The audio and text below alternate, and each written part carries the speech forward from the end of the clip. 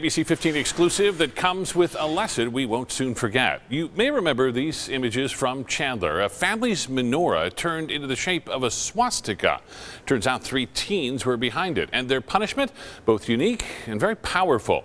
They had to meet with a man who survived the Holocaust, and this man has quite the story to tell. Here's ABC 15's Mike Pelton.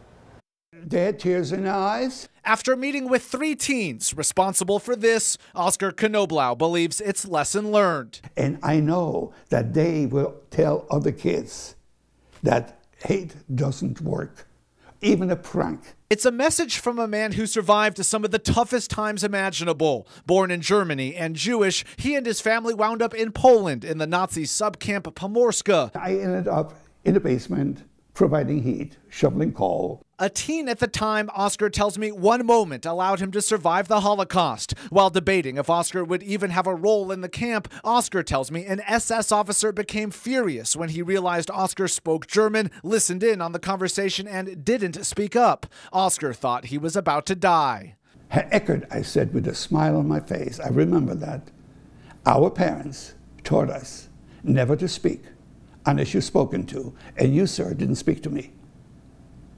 He lowered his hands, he smiled. Well, here I am. He gave me the job.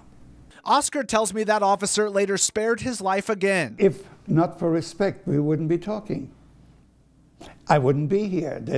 There would be some other people living in this house. And that's a message the 91-year-old says hit home with the Valley teens who found themselves in big trouble. Mike Pelton, ABC 15, Arizona. Oscar tells us his father was murdered while in the camp in the early 1940s, which he and his siblings later escaped. He now shares his story in schools all across the valley.